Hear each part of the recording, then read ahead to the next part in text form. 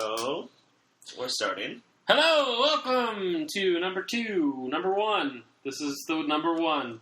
This is the number one again. Podcast. If you've heard Podcast 0... We're not the number one podcast. We are number one. At least less than top 10. You can't put us down like this, Tony. What happened? We're starting strong. We're the best podcast. What happened to our low expectations rule? We forgot about it? I had a coming to Jesus moment about 5 seconds ago, and I realized that telling people to have low standards is wrong. What? We can't do that. What does Jesus know about podcasts? I don't know. Only very little. Regardless, have high expectations. Or very lot. Hold yourself to a high standard. Be inspired. Okay, so... I'm inspired now. This is Justin. Hey, Justin. That's Tony. That's me. He's a jerk sometimes. That's the second time you said that. It's going to be a recurring theme. Welcome. Hey. So... What have you, do this like normal? What have you been playing? Watching, reading? What have you been feeling recently? What have I been nerding out to? That's a good question, man. I don't. First off, bought Witcher 3. Talked about that last time, I believe, but I don't think I'd started it yet. You installed it and then I let didn't play it for like a week. Yeah. Well, I started it since then. Great game. Very overwhelming, though. How many hours have you put into it so far? I've probably put 5 hours in, which isn't a huge amount.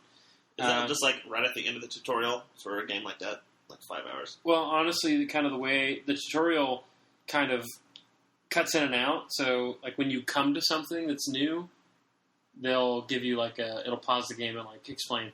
Oh, yeah. Thing, which kind of is like the negative part of it for me. Is that the text is really, really small on the TV, and I'm not that old, but it's hard to read. And yeah, but you also sit far away from the TV. Because I watched you play, and I'm like, this text is really small. I know. This is weird. It's too small. But you're playing on like a 50-inch TV, and you're sitting like 10 feet away instead of like a monitor. Regardless, it is difficult to read from my living room chair, and so it was a lot of text. So at first it's really overwhelming with like the crafting. And the alchemy things, just because those are like small detail-oriented parts of the game. And I also I've played The Witcher 2, but not enough to really understand like all the mechanics. And so it's just kind of overwhelming, jumping into a series on the third, because that's what I feel like I'm just jumping in. But holy cow, when I opened the game, there was so much stuff in it. What do you mean? Open the game. I opened the case, like physical case. Game case. Did you get that new game smell? Because that's the best. Dude, I put my nose in it, smelled plastic, because we're good. Yep. Soundtrack. It's that gamer's high. Yeah. Sniff the fumes. Oh, yes. It comes with a soundtrack, and I just bought the standard version. Came with a map. A soundtrack, like a separate disc? Like a separate disc. Like a freaking CD player, popping it out. No one has CD players anymore. Dude. This game's already outdated. Regardless, soundtrack map comes with a history book, which kind of explains like where you're at in the story. Kind of tells you about what happened generally in Witcher 1 and 2. A history book or like a history pamphlet? More like pamphlet. I mean, you can't really fit a book in a game case very easily. I don't know how big this game case is. It's standard size. Standard size, but with all this extra stuff. Yeah, and then the game manual. But really, the soundtrack and the map. I was like, wow, this is pretty nice for a standard edition. I mean, I didn't pay any extra for it. You actually got a discount. A pretty hefty one. I did get a discount. You bought it pre-owned. I bought it pre-owned. At that Devil store. And then, yes, the Devil store. GameStop. GameStop. Used a coupon with all my points. Coupon. I used a coupon! $15 off, so I got it for a pretty good price. And it came with a lot of stuff. So far, been enjoying it. I think I've gotten over the hump of the complexity of some of the mechanics. Like the combat a lot. Really? It's interesting. It felt really clunky at first, and mostly just because I didn't know how to use it. Okay. So there's two swords. One is silver, one is steel. And so the idea is that you use a sword for the different types of enemies you face. Okay. You have magic as well, and the magic isn't like, ice beam, fire beam, lightning beam. It's not like... So you're not an X-Men. It's not... Right, exactly. Yes. I'm not Cyclops. You're not from Xavier's school. I am not. Higher learning. Unfortunately, though, I wish my life had been like that sometimes. I'd be Iceman.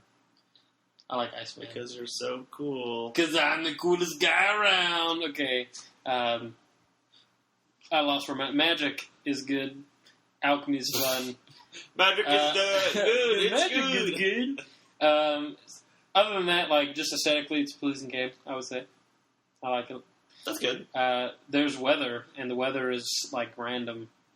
And I remember I was riding my horse, Roach, through a battlefield that I found, and a storm started brewing, and then all the trees started shaking, and it was just like, I felt like I was in a storm. It was really kind of cool. I was like, where's the group that's about to ambush me in this storm? So yeah. I kind of felt like a monster was going to pop out. So what weather effects are there? Is it just like thunderstorm and wind? Or is there like, I assume there's going to be like snow eventually. Yeah, I mean, no? I don't know for sure because I've only played 5 hours, but I experienced like a windstorm with like thunder. And how big is the map compared to another game? Popular game. So either GTA 5 or Skyrim or... I wouldn't say it's as big as Skyrim's map. That's good. Though I haven't explored everything yet. The map seems to be a little smaller just by looking at it. Yeah, because you have the map icon you bring up, and you're like, okay, well, this is kind of relative to this size, so... Right. It seems to be packed with a lot of things to find. I was like trying to complete one of these quests, and I just was like riding on the roads, and I came across an abandoned village. Ghost Town? Yeah, I mean, I'll get to that. Yes, it is. Spoiler. Then I rode through some more and found this town that was like under attack by bandits. And then I just let them keep attacking. Oh. And then I went on to like this ghouls monster place where they fester. Monster Mash? Who's a Monster Mash? Yeah, so I've enjoyed it. And I feel like a Witcher sometimes. Like, I didn't understand what a Witcher was. I don't. Okay, then I'll explain it. Okay. A Witcher is not someone who hunts witches, which is what I thought it was. Okay. A Witcher is a person who trains, basically, their whole life to hunt monsters down for people. But it's like a profession. It's so not... you're Van Helsing. Sort of. But you do nothing for free. Like, that's one of the things about this game is you can't say... In a lot of situations, it's like, will you do this for me? And it's like, yes, but you have to pay is like the only option. Really? Yeah, you can't... I mean, there are some cases where you can like not accept payment for your work, but it seems to me that the game is not about being good or being bad. It's about being a professional monster hunter. Right, I mean, and that's nice, too. And I don't feel like there's a karma... There's not really a karma system where you get rewarded for being good or rewarded for being bad. It's just like in that moment you choose if you want to do something that's positive or negative or good or bad how you see it, and then you reap the benefits and consequences, but it's not like they build upon each other over time, like in Fallout or something where you end up being good or bad. Have you came across in a situation where, like, you kill, or you can try to kill a main character in the story, and they either die or they get to that weird part where they're, like, laying on the ground, but they always get up, like, 5 seconds later? You know what I'm talking about?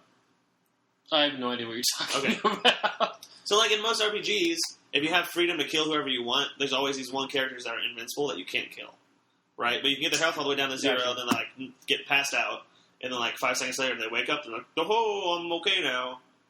Like, can you kill anybody you want, or are there characters that you just can't kill? You know, I haven't tried killing anybody yet, because I usually don't try to kill my friends. Yeah, but even, like, villains of the game. That's true. I haven't so far come across anything that I haven't been able to kill. But if I come across something, or someone, who I try to kill, I'll be sure to tell you. How have you not tried to kill people yet? Because I've been questing, man. I was like, alchemy, crap, and things. Okay, so, like, the people that give you quests, can you kill them, or are they just invincible? I assume you never tried. I haven't tried. My guess is that they'd be invincible, but it might... I don't know, though, because there's always, like, guards walking around town. And I think I remember reading that if you, like, upset the peace, they'll come and kill you, or like they'll come after you. You can defend yourself. I'm sure you can, but it just seems, I don't know. I'll have to test it out. Interesting. So regardless, you're a monster hunter, and That's a different game entirely. it really is an entirely different game, but The Witcher is a monster hunter. That's his profession.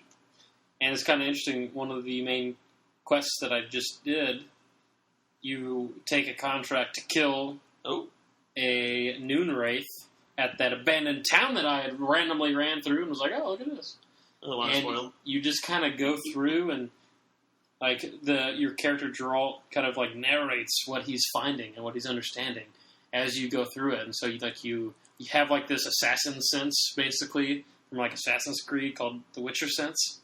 And you find clues and like Geralt kind of narrates what happened and kind of explains how the Noon Wraith came to be, and then you like go through and you find like whatever, like it even makes you open up your bestiary, find the entry on the Noon Wraith, so you can learn what to look for. And it was like, usually attached to some sort of emotional memento, an item, and so I have to like hunt that down. I found it in the little abandoned village, and then had to like do all the stuff, and it was just kind of cool. I felt kind of immersed into this profession of being a monster hunter. It's kind of cool. Yeah. Also seems kind of tedious. I mean, it really didn't take me very long. Really? Yeah. It wasn't a huge village. Oh, well. It took me like 10 minutes to do the whole thing and to kill it. It sounds like fun, though. Yeah. So that's been the thing I've been playing, really. Have you touched Headed Rain at all still? I have not. Nonsense. I have not touched it. But it's so good. You gotta give it a shot, man. Maybe. Give it a second chance. I will eventually give it a second chance. There's so many things you haven't experienced yet. That's true. I am young. Relatively. I suppose. I work with really old people, so... Oh, no, if they listen to this... Oh, wait, they're old, and I listen to this. They don't know how technology works. I don't even want to get into that. So, that's the game. I also have been following some comic books that have been interesting. Okay. Mostly just Star Wars comic books. If there's one thing that I love in the nerd kingdoms, it is Star Wars, first and foremost. I've been reading the Darth Vader series and the Star Wars series that started this year, 2015, since Marvel. Two different ones. They're two different ones. Two separate storylines, but they both are in between A New Hope and Empire Strikes Back, kind of explaining the bridge between what happens in between episodes 4 and episodes 5.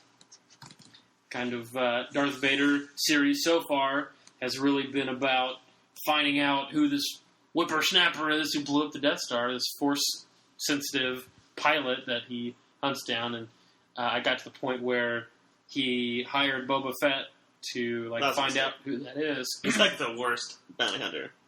Dude, you don't even know. He's the best bounty hunter. What? I mean, this is what I've been told. He's pretty bad. I mean, from what I've experienced.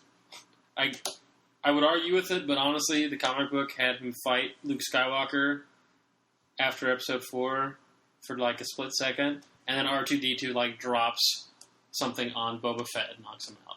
So See? I really can't argue the point. But I have friends who will defend Boba Fett forever, though he seems to fail quite a bit. Well, probably more than he should for a bounty hunter. I don't know. He did capture Han Solo. Is that really failing, though? But did he really capture Han Solo, or is Darth Vader like, hey, I'm here, Han Solo's here, why don't you just put him in your ship? It's true, but he did. Because of Darth Vader. He is frozen in carbonite because of Darth Vader. But how would Darth Vader... And then Boba Fett just goes up to him and like teabags him, and you know in the gaming world that's like, this means this is mine. It's true. He doesn't teabag him now in the movies. But he did find Han Solo. He followed him after he tried to get away from the Imperial fleet. So, would Darth Vader have even known Han Solo was at Cloud City without Boba Fett? The answer is no. What about, I can't remember his name right now. Lando? Yeah. Lando was in cahoots with the Vader. That's true. So what really did Boba Fett do? But was he in cahoots after Han Solo arrived? Or before How long were they supposed to be there? Because in the movie, it seems like they're there for like a week tops. They're supposed to be there just long enough to get their ship fixed. So a week. Give or take. Yes. Sure. But it seems like the first day they're there, they walk into the big old long dining room, and Vader's there, and Han Solo shoots at him, which is cool and all, but Boba Fett has nothing to do with it. But there's the scene when the Millennium Falcon is attached to the back of the Star Destroyer. Okay. The Star Destroyer empties its trash before its hyperspace jump, which then Obviously. the Millennium Falcon unlocks its clamps and floats away with the debris. Millennium Falcon then, after the hyperspace jump is done, turns on its engines, starts flying towards Cloud City, and then you see at the end of that scene Boba Fett's ship, Slave One, turn on its engine, who was also floating the debris, and follows them to Cloud City. So, what you are thinking is that Boba Fett did the same thing that Han Solo did, just to follow him? Yes. And it could have just been a mistake that Boba Fett's just like, well, I don't know how to go into hyperspace. Yeah, no. Oh, look, there he is. I'm going to follow him now. This is Boba Fett we're talking about. He doesn't make mistakes. He clearly No, does. If anything, he probably just fell asleep at the wheel. Like, man, this sucks. He got drunk one night, Right. and woke up in the trash with it. Right. He gets it jettisoned. Yeah, no, that didn't happen. Well, regardless, that's happening. Darth Vader tries to find out who Luke is.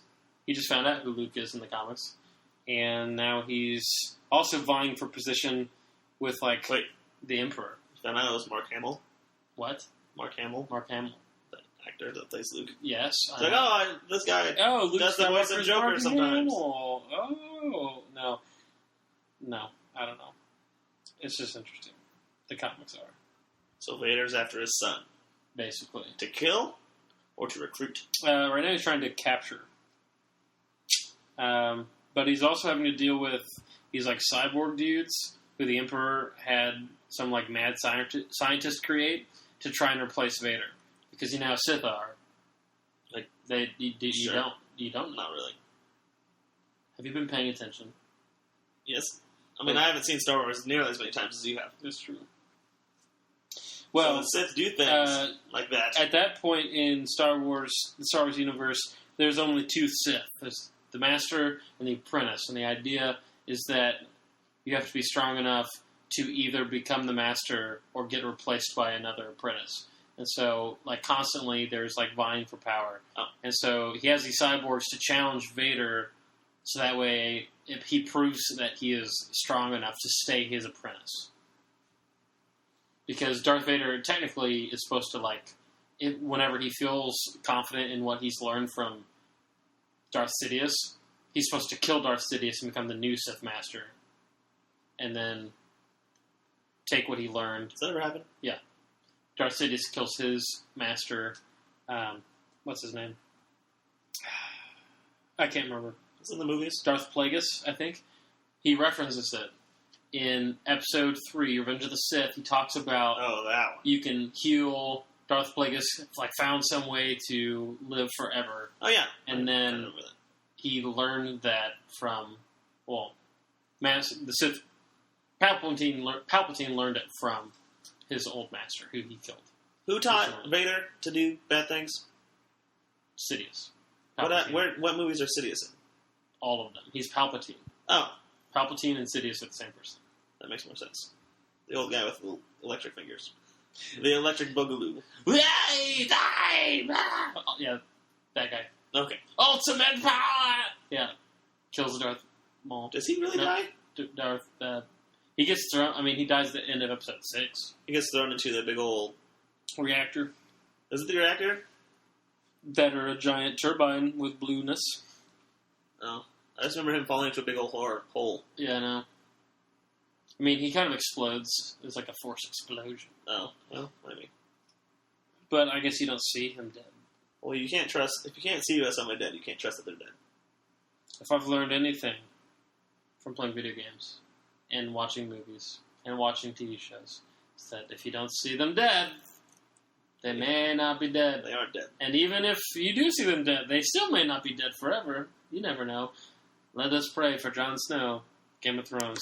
Let's hope it happens. Okay. You don't even watch Game of Thrones. I don't, but I feel like that was a giant spoiler. Although that was a lot of news. You know how Facebook has that trending on the top right? They're like, this happens. Like, as soon as that episode came out, there was a whole bunch of trending about Jon Snow.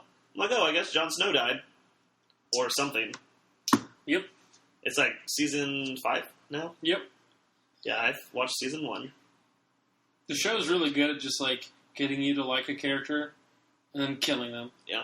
And then getting you to like another character, then killing them. And then you're, vying, looking, striving to find one character that you're worth rooting for, that's worth rooting for. And then they kill them. It's just like a constant killing of your favorite characters. Which then leads me to wonder why I still watch the show, but I can't stop. I'm not the only person that wonders that. And I won't stop because it's so good. So that's what I've been up to. What have you been up to, man? Games, movies, comics, books. No, not comics or books. Really? I've been playing Fallout New Vegas still, and I've gotten farther in it now than I ever have before, which is cool.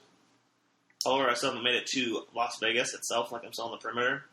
So I don't know how much farther I have in the game still. Wait, how long have you been playing? How many hours? Probably around 20. And you haven't been to Las Vegas yet?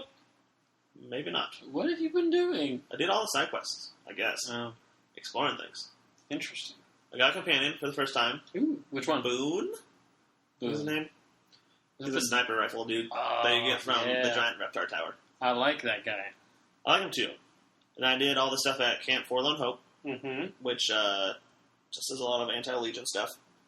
And then I just went past that, and I'm on my way to... I went to Boulder City, which is the ruin city, and then after I did that quest, it's like, oh, go to New Vegas and find the guy that tried to kill you. I'm like, okay. But New Vegas is really far away from where I am right now, and I'm kind of tired of walking. So I haven't really picked up the game in a couple days, just because I don't want to walk that far. But it is farther than I've ever been before in a game, in a Fallout game. In a game? In a Fallout game. Fallout game.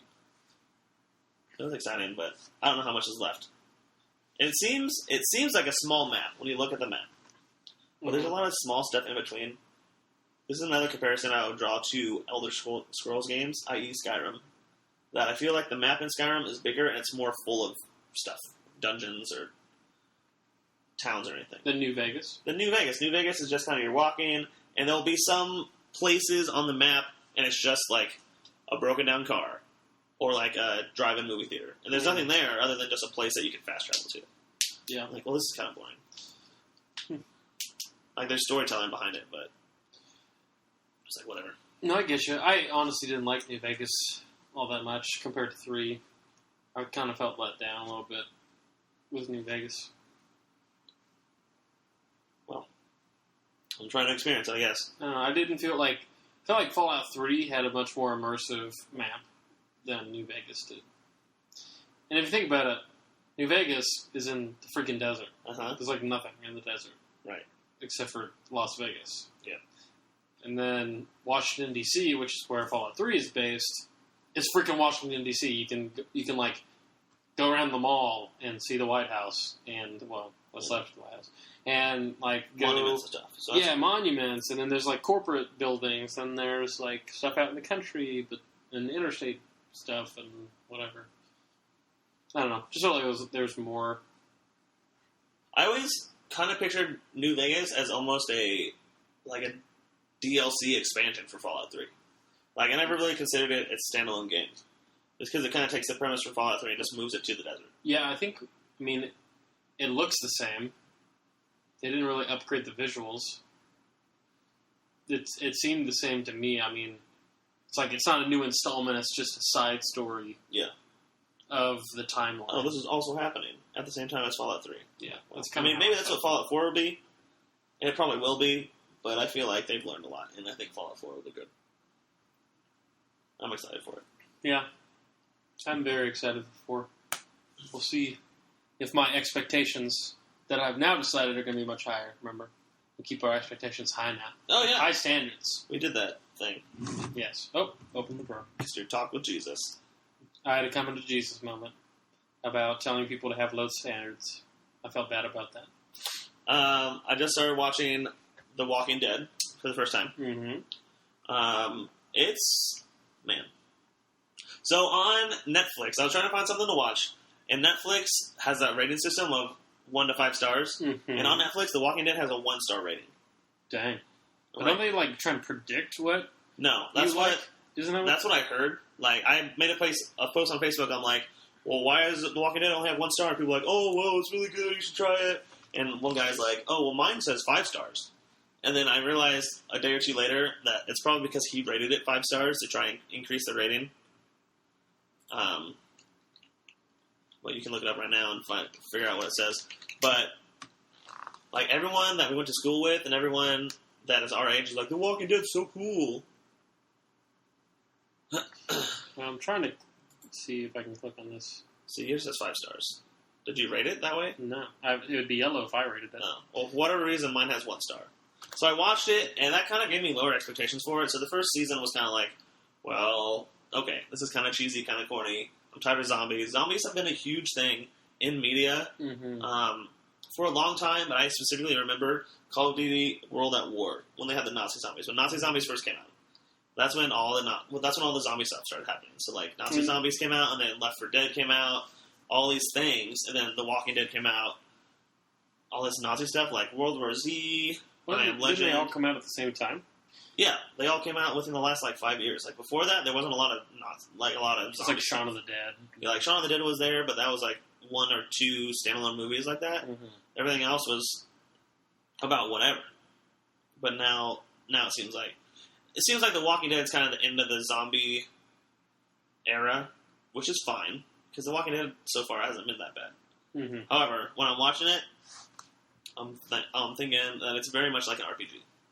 Oh, really? Like, explain yourself. One specific reason I was watching it today, and in the beginning of season 2, they're in the woods and a character gets shot, and like, oh no, the character got shot, so they rush him to a nearby farmhouse that has a doctor in it, which is very RPG-like. Mm-hmm. And you get him to the doctor, and then the doctor performs some surgery.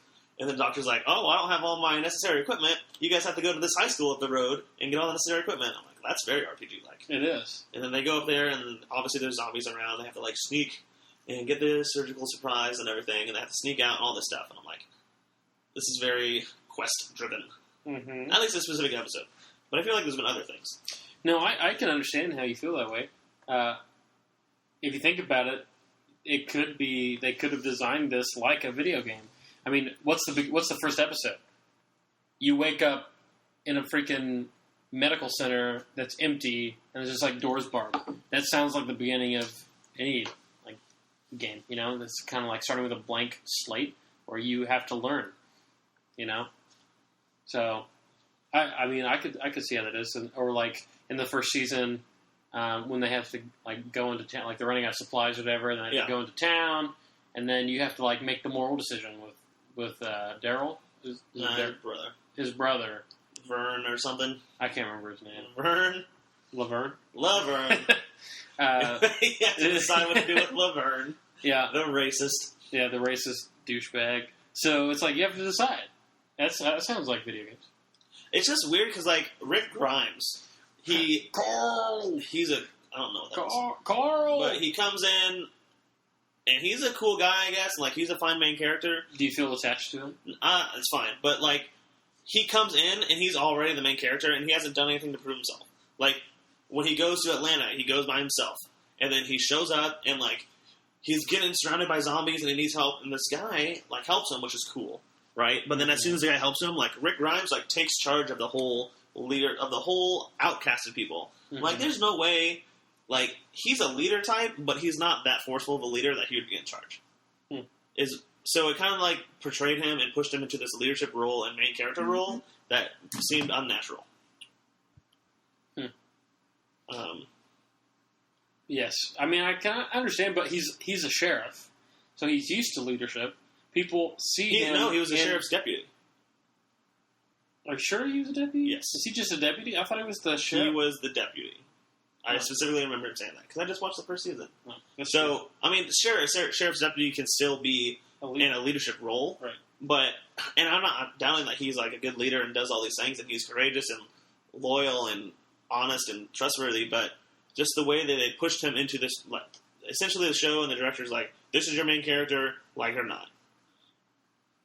It kind of makes the other characters seem less. But isn't that like every show? So Here's your far. main character.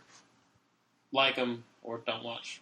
Yeah, but the way that it portrays it, like, he's by himself, and then there's this group of survivors, and then he just goes to the group, and within the same episode, he's already the leader of the group. I don't know. For whatever reason. I mean, it's been a while since I've seen the first season. I remember rooting for Rick a lot. I mean, I like him. Season. And in the second, I remember really rooting for him. I like Rick. He kind of I don't want to ruin anything for you, but the characters develop, so you'll see what happens. Okay. With him and what he does. I mean, what he chooses. So far, it started out with low expectations based on just the first couple of episodes where they seemed really corny, and now season 2 is getting a little bit better.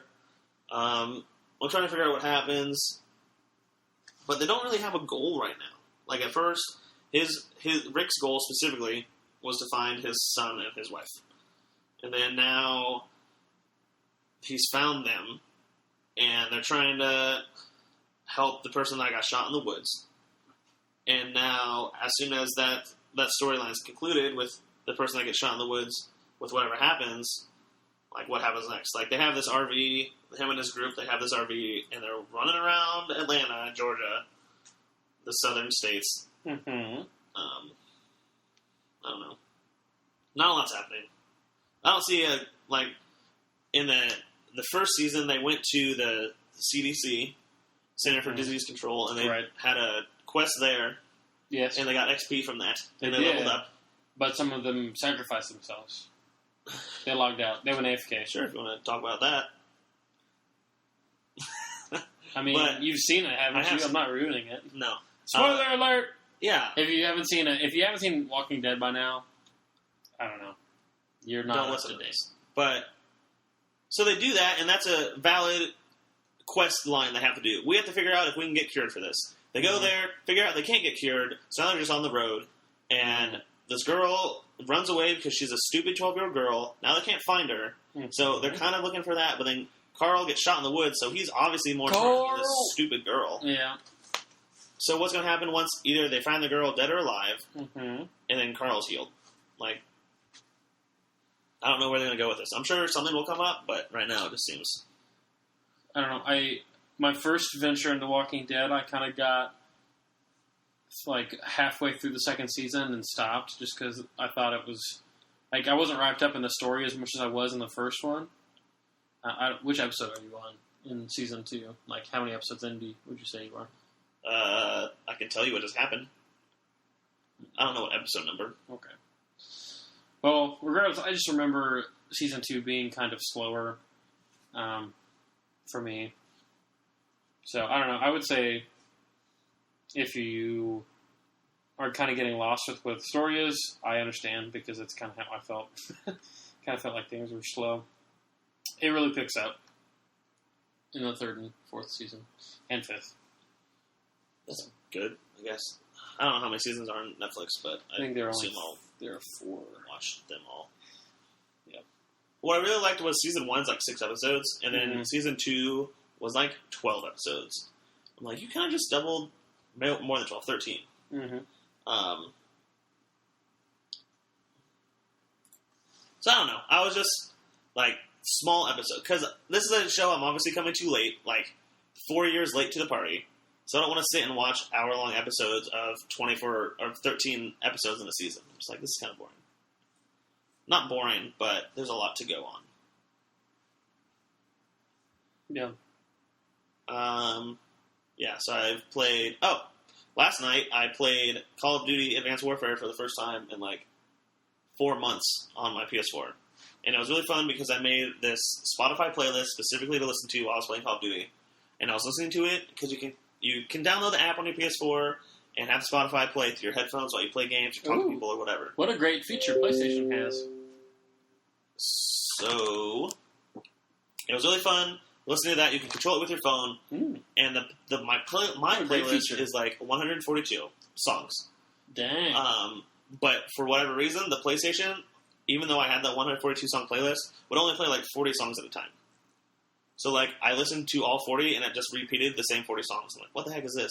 So I had to go back into my phone, not readjust the playlist, but I reset the playlist. Like I clicked on it again and started it over. And it gave me like 40 different songs. Like, why don't you just play it all at once? So what you're saying is you're having trouble with Spotify on PlayStation with your playlists. Like, it's not playing all of your songs. Yes. That is what you said, right? Yes. Okay. That's weird. Have you tried turning it off and on again? I reset the playlist. Okay, just checking. Wow, I don't know. So also, that's impressive that you were able to sit there and listen to 40 songs and realize that they had all repeated. Well, it was really late.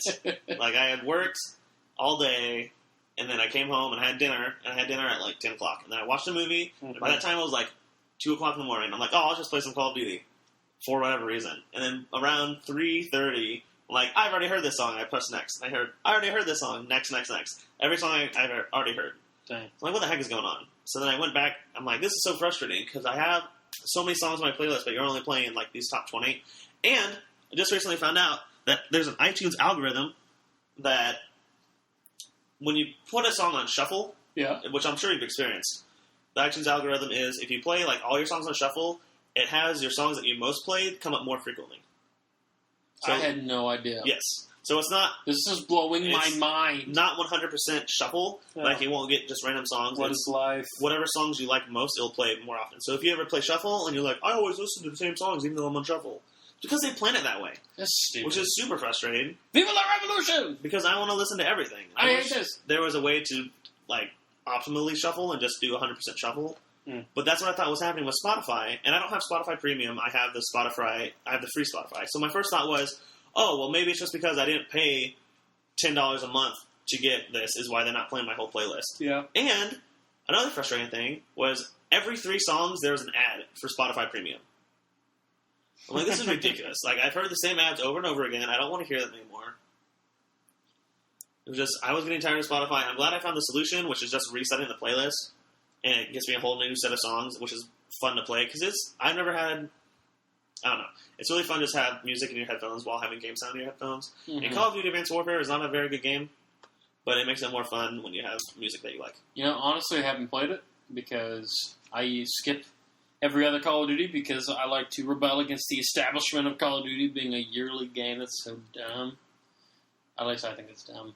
And it's the same game. Call of Duty gets a lot of crap for having the same game every year. Like, Assassin's Creed does the same game every year. But right? And then recently they released 2 games in a year. I suppose. Unity and Rogue. And both of them flopped. Hard. Yeah, because Unity sucked. Have they come out with the Assassin's Creed every year? I remember I really liked Black Flag. But the gap between Assassin's 2 and Assassin's 3 was pretty long. So Call of Duty is Assassin's 2 and Assassin's 3 is long, but there was also Brotherhood in there and the other one. I suppose. Because it went Assassin's Creed 1, Assassin's Creed 2, Brotherhood. Unity. No, the other one. And then Assassin's Creed 3, then Black Flag, then Unity, and Rogue. I suppose. At least the differentiation between Assassin's Creed games is like setting, and sometimes there's different weapons. Climb up this random building in the storyline in Paris instead of in America. I don't know. Call of Duty, man. I just feel so saturated with first person shooters because the experience between one to another isn't that huge. I mean, there are differences, and you can tell, and how tight controls are. You can tell. Abilities are different. Like Destiny has special abilities you can use, and Call of Duty does grenades, and Call of Duty Black Ops 3 is going to have very much like Destiny abilities, right? So I don't know. Black Ops 2 is going to be awesome, though. I'm excited. I guess I'm just kind of tired of FPSs to an extent, but it's not like I don't play them, and I'm not going to play them. It's just I don't get excited for a new Call of Duty very easily, and I don't buy Call of Duty yearly just because, first off, it's a monetary expense for basically playing the same game over and over again. And I understand what you're saying. Most of them are the same. Recently, however, with Advanced Warfare, it's been very different from past Call of Duties. With the XO movement and how different that's been. And a lot of people were very against that. But Sledgehammer, who made Advanced Warfare, the 3 game studios that make Call of Duty right now are Treyarch, Infinity Ward, and Sledgehammer. Right. Sledgehammer made Gears 4 before this. So they took a really big leap. And Advanced Warfare is very different from Ghosts or Black Ops 2. But isn't it just Titanfall? Like, doesn't Titanfall have, like, increased mobility, and that's basically what it did? Titanfall killed itself. Like, Titanfall was really cool, and it was made by the Respawn team, which was the people that made Call of Duty Modern Warfare. Mm-hmm. The first one, Call of Duty 4 Modern Warfare. Which was a great game. A lot of people say is one of the best first-person shooters ever. So they quit Call of Duty and went to Titanfall. And Titanfall was really fun to begin with, but then they made the mistake of, like, everyone gets a Titan no matter what. Like, at the 2-minute mark, you get a Titan no matter how you're playing, and there's AI on the map, and there wasn't very many maps, and there wasn't very many game modes, and it was all just very repetitive, and the guns all were the same. So a lot of people were just like, well, I played this game I played it all the same, which is almost the exact same argument that people have had with Destiny. Mm-hmm. They say, I play the same game every time. Like, there's not enough gun variation. There's not enough level variation. This is specifically my argument against Destiny. Right. Is that I really love playing Destiny. It was really cool.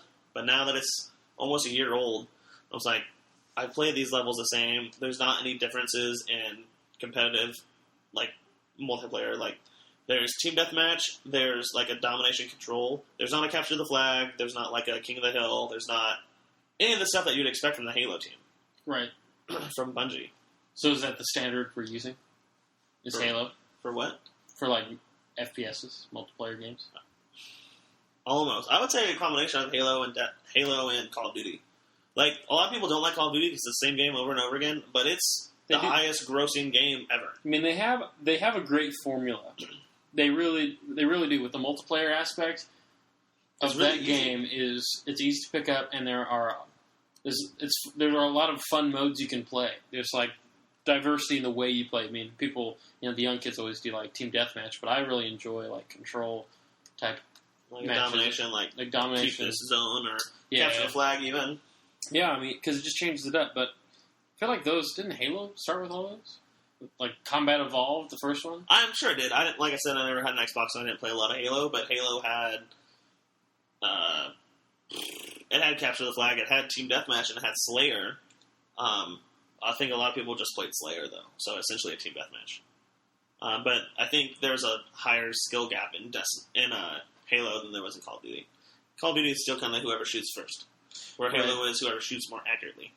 Right. There's more reaction time in Halo because Call of Duty you die very quickly. Halo you have shields and you can take more, which means that if you are fast enough, you can respawn, and if you're more accurate than the other person, you might be able to kill them before they kill you, which is a lot harder to do in Call of Duty. So I give that to you for sure. I totally agree with you.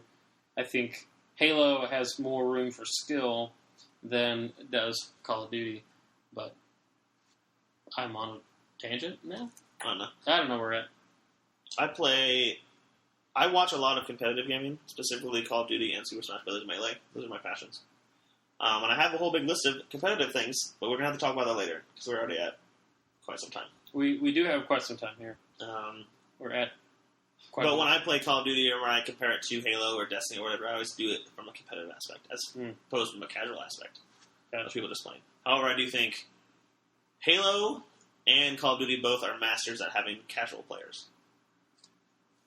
Like, they both have a ranking system, right? But they also are flooded with casual players, right? And I like that it is open to that, because first off, if I'm good and I can play pretty competitively, I can destroy a bunch of noobs. But at the same time, it's open for any player. Like I can remember having in college, guys would just come over and pick up PlayStation, just start playing. You know, they're not any good. They don't know what they're doing, but they're still having fun. But they're having fun. Like, we would do stupid things like pistols only, and we just like run around the map with pistols, and that's it. And it is. They have a good formula. That's just kind of like the phrase I think really matches with Call of Duty, which is why every year it comes out and they do a good job and they tweak it every time. It's like the highest selling game every year. Like recently, Like, last year was Grand Theft Auto 5, but that only comes out once every 3 years. Mm-hmm. This year, something else beat it, but I can't remember what. But still, Call of Duty has been, like, the top 3 sellers every year since Modern Warfare, which was... Yeah. I could see it. Like 7 years ago. Don't even say that. It's not been that long. It's been a couple. Black Ops 2 came out in 2012. Black Ops 2 is my favorite one. Which is why I'm excited for Black Ops 3. I am more excited about Black Ops 3 than I was about Advanced Warfare. Which is also why I didn't buy Advanced Warfare, because it just seemed like it was Destiny. Call of Duty version. And I only say that because you can jump around and, like... Jump around. Be fast. Jump around. Get up, get down. Alright. So, tell me about esports. No, I'll have to talk about it later. You want to talk about that later? Yeah. Okay. Cool. Just know that I have something to talk about. He has something to talk about. He prepared a lot of information for this talk. But, alas, we're running a little bit short on time. I'm excited. I am going to be playing The Witcher 3 this week a lot more. I'm excited and to Heavy Rain. And maybe Heavy Rain. Also, probably this Friday, going to be playing Smash with my group. My groupies. I'm jealous. Can I be protocol trained before that? Because I have Friday off. We can figure it out. We can see. I don't know. Have we talked about what we do? I don't know. What do you mean? Like, in the podcast, have we talked about what we do? What you specifically do? What I specifically do. And I do. haven't started yet? I don't know. I went there once. You've been there before once. You helped me decorate. Why don't you tell all of our thousands of listeners what we do? We are both acrobatic performers. Yep. In Indiana. Cirque du Soleil type of thing. And Cirque du Melee. Hey, look at that. We serve different schools and museums. Serve them with our 6 skills. With our dancing routines, our acrobats. No, okay, that's not it. I'm a teacher, and there's a club at my school, which is awesome. Super Smash Club. They play Melee. Well, they play Melee and Brawl, maybe, for some reason, but they also play Smash 4. Yeah, we do. So it's really cool that you have this Melee scene in your school, that there's enough kids that get started now that some of those kids have graduated, it's still alive. And there's 25 kids that go every Friday or something? Yeah, pretty normal. I don't want to say what school this is at, but it's a good community. Like some of the students even bring in tube TVs. They'll carry that good old CRTs. Yeah, good old CRT. They'll bring in CRTs they bought at Goodwill and take them into the school, and we'll all set up. Because Smash Melee specifically is better to play on a CRT because there doesn't have to be that lag that goes from a high definition TV to the composite. Because there's just there's a couple milliseconds of lag, which I assume at the level that we're playing at doesn't matter that much, but at a very high competitive level, any amount of lag will affect the play. And you can notice it sometimes, and some TVs are worse at it than others. And we have a projector we've used that has pretty bad lag. Yeah. So projector's probably the worst because you have to plug it in to the composite, which then has to go to the projector, which then projects onto the screen. Yeah. So there's definitely some lag on those things. So I understand, and you can. It feels more crisp on a CRT. On a CRT, but I'm excited this year. Last year I really focused on Melee, played that a lot. I think I'm gonna keep playing Melee, but I think I'm gonna play Smash 4 more often. Well, you can practice now because your roommate has it. I can practice now. My roommate does have it. You also have Melee, which you can practice. I also have Melee. My Melee disc. It is your Melee disc. But you have a second Melee I have disc. 2. So, well, of the 2 of us, I play Melee more. That's true. You play a lot more, and I think you are better at Melee than me. Oh, I'd agree with you. Though only slightly. I would say, 60%, 65% of the time, you take me down? I would give a higher percentage, but I don't want to offend your pride. Well, that's okay. What did you do, 70-30? I would do 80-20? 90. 90 to 10, maybe. Dude, do you remember last time we played? Falco and Fox, except for we switched it, and I was Falco and you were Fox. Right. I beat you 10 times in a row. Did you? Yeah, you won I will concede that controller is bunk. Yeah, I told you. You were like, stop Johnning. You're Johnning. You're complaining about your controller. You should have brought your own controller. I didn't think about it. I should have brought my own. You should have brought your own. This can only be settled if you have your own controller. That's true. Gosh, 90% of the time? I would say 90. We can test it. We should just keep track from now on. Yeah, just to see. We can start off the podcast with our win-loss ratios. Yeah, in about 3 weeks I'll stop because it'll be too embarrassing. I don't know. It depends. I definitely think it depends on the character matchup between us. I think you are really good with some characters. I'm really good with some characters. No, that's true. And then when we do my best versus your best, you win more often. But I think right. But if I was going to play to win, I'm going to choose one of my 2 or 3 best characters versus your best characters. Freaking short hopping, as opposed to just choosing a random character to have fun with, which I sometimes still beat you. But you sometimes win as well. I'm not saying I win every single time. I'm just saying that I put more effort into the game. You do. You definitely do. And I think we see dividends from your investment of time. Also, my favorite documentary ever is Smash Brothers. The Smash Brothers, which is about competitive Melee. It's 9 episodes long. It's on YouTube. It's the best. You should all watch it. You should. It is good. It is a good documentary. It is. If you're a gamer, you will appreciate it. If you're not a gamer, then why are you listening to this podcast? If you've ever played Super Smash Bros. In your life, I think you'd like it. Give the first episode a shot. If you don't like it, then you don't have to watch it, but you will have to listen to me tell you to watch it over and over again. So just watch all 9. It's about the 9 best players of Melee ever since their origins of Melee. Yeah, some interesting dudes. I wish I could be as good as them, but then also I don't, because then I realize that a lot of my life will have been sucked up by one video game. I just looked at some stats earlier today. Armada, who is he's not the most winningest Melee player, but he's won the most money. I looked at stats. He's won over $50,000 from Melee tournaments. Cow. He's Swedish. Swedish, yes? Yeah. Interesting. Anyway, so that's really all I have. That's not all I have. That's all we're going to talk about. Wait, so 50,000 or 500? 50,000, I believe. Oh, well, that's a little less impressive.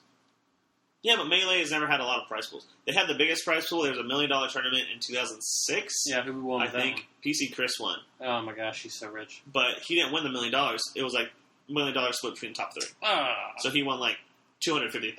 That's still acceptable. I don't know. Maybe Armada does have 500,000.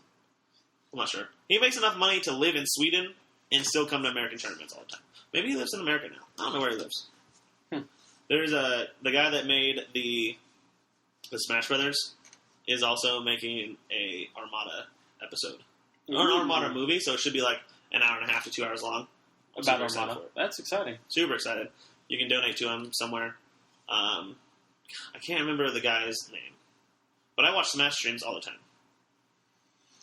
BGC Bootcamp on Twitch, Melee it On Me on Twitch, Mango streams, C9 Mango streams, Liquid Ken streams every once in a while. The King of Smashes. Oh. Who Ken is. Smash King? King of Smash. King of Smash? Yeah. Man. He plays Marth. I mostly just watch Doctor Who. Well, I don't really watch streaming very often. You have a lot of people to talk to about that. A lot of people love Doctor Who for whatever reason. I did not understand it a month ago, but now I do. It has sucked me in to the TARDIS, which is the blue box. Oh, I know. If you did not know what the TARDIS is. Gosh, man. But I started with Matt Smith, which is the 13th Doctor or something like that? 10th Doctor? 11th Doctor? I don't know. Because I didn't like the first Doctor from the reboot. But went back and watched him, and I appreciated him the second time, trying to watch the first season of the reboot. So, but that's something that I don't think I could have a conversation with you about because you haven't seen it. But I have seen a little bit, but I didn't like it. Did you just watch it season 1? I watched the first season on Netflix, which is some doctor, and at the end of the season, he dies and becomes another doctor. Right. Which is what doctors do, I guess. Yep. And I watched the first or so episode of the new Doctor. Yeah, David Tennant. Yeah, I think so. And I was like, this is annoying. Yeah, a lot of people really like David Tennant, but honestly, I think I'm on Team Matt Smith, which is the next one. I think you might like Matt Smith. I'm on Team No Doctor Who. Yeah. Yeah. Well, you can be wrong. That's okay. I watched it, and I've seen a few episodes with you, and I've seen a few episodes myself. It's just really, it's too cheesy for me. You know, it is really cheesy, and it's really out there, too. It's not like for instance, Star Trek. is sci-fi. Everybody knows it's sci-fi. But the type of sci-fi it is this is humanity in 400 years, right? Or 500 years. You know, it's it's not necessarily realistic. Like, this is the future of humanity. This could be a future of humanity, you know? Like, it's within the realm of, like, possibility, just kind of, like, thinking about it. Doctor Who is just random adventures through time and space. So it's not like this is something that could potentially happen. It's not really governed by reason so much. It's more like, this is an alien who can regenerate itself into different forms when he dies. And then he has a time travel device, and he just picks a girl, and they fly through time. Right. And just, like, do random stuff. And then you see, like, robots attacking William Shakespeare or something. Yeah, that's what I hate. Which is random. This is annoying. It's just quirky. You know, it's quirky. So if you don't like quirky shows, it's not really. It can be serious. serious. I don't know. I guess I like serious TV shows. Or if I'm going to get into a show, I want it to be serious. Yeah. Like The Walking Dead was serious. It is Breaking Bad. serious. I watched all of. It was serious. Yes. Game of Thrones. You should get into because it's very serious. Again, I don't know. I watched Burn Notice. I watched all of Burn Notice, which is really good. I've heard good things about it. I liked it. It's not a very serious show, but it has one of those. It has continuity through the episodes and through all the seasons, which is something I really like. Something that can keep me coming back. Whereas some other shows don't. House could be considered that. Like House, always every episode of House, with some given exceptions, is this person's sick. Okay, we cure them. End of episode. And then it gets kind of old after a while. Some conflict between all the other characters. Yeah. I watched all of House.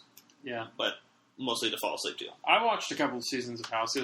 For me, it was like, just kind of like you said, this person's sick. And then it's, half the episode is, I think it's this.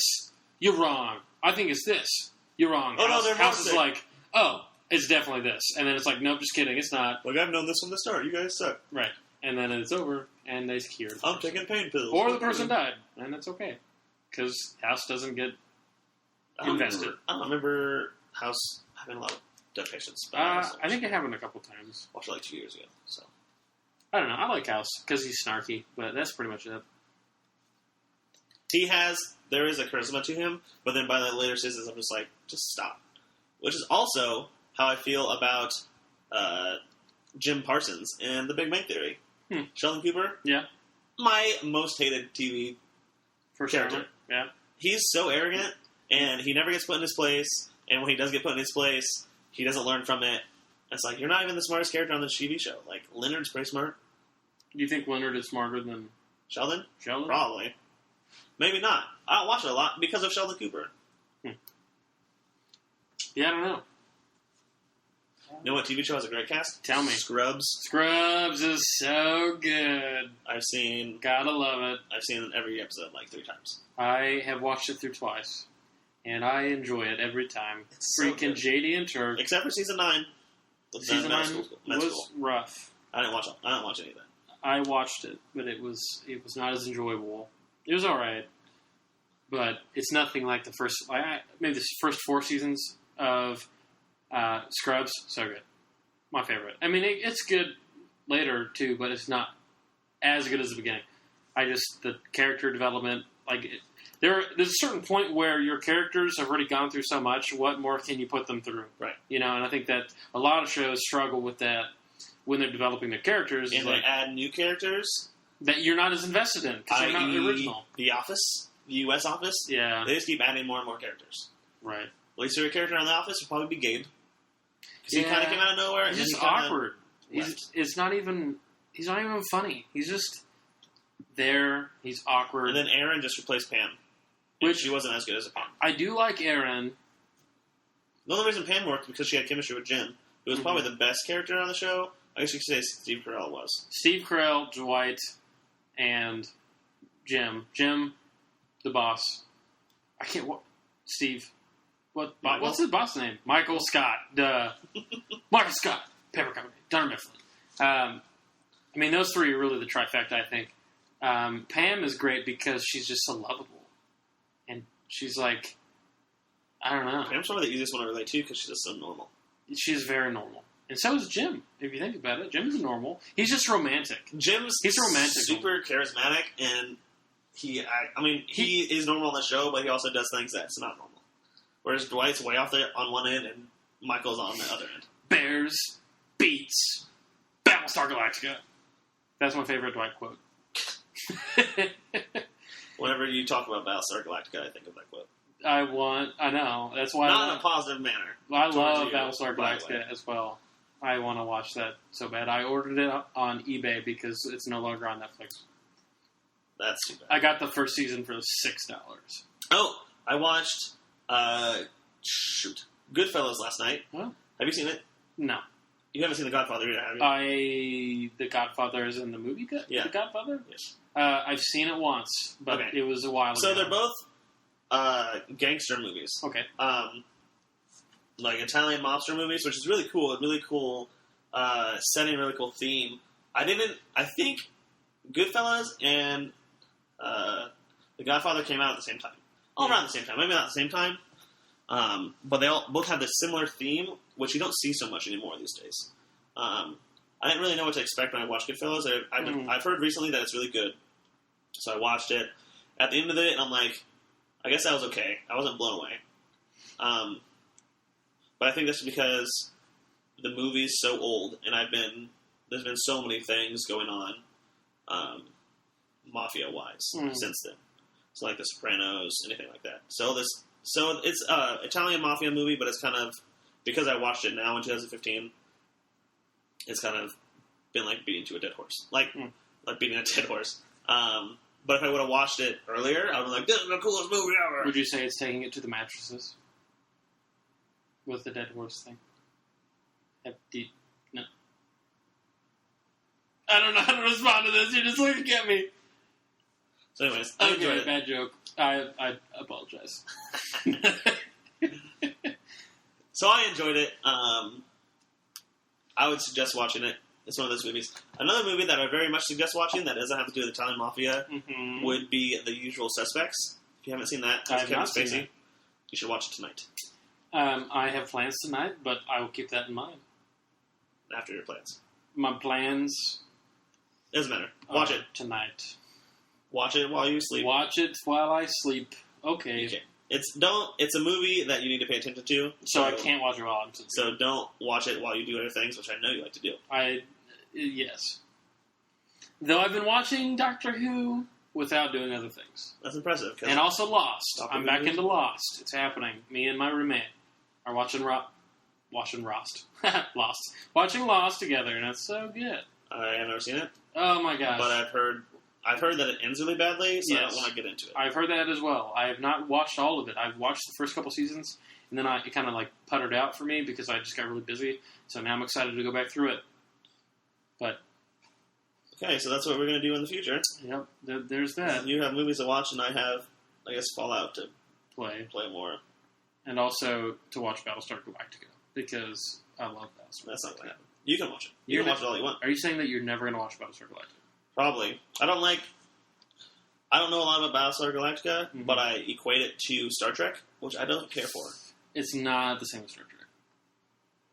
It's different. It's like space travel. Why don't you like futuristic space travel? That's the whole genre of sci-fi. Do you not like it's not the whole genre of sci-fi. I mean, a lot of it is like spacey stuff. Actually, majority of it is. What is Game of Thrones? Would you say that's sci-fi? It's fantasy. Which science fiction, and usually means that science. It's like fiction that's focused around scientific advancement. That'd be fantasy. I, Robot.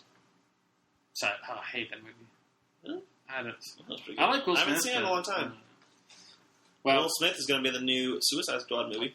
Oh, really? You know anything about that? I don't, but I think we should save it for next time. Well, there's some things to talk about. All right. Well, there's a preview for next time. There it is. The preview. Huzzah. Huzzah. We are done. Thanks for listening. Donate if you like us. Except for we don't have a place for you to donate. So just throw money at us. Throw money at us if you see us. Which make it hail. Just make it rain. $1 bills, baby girl. Chocolate rain. Chocolate rain. Yeah. Okay, I'm done now.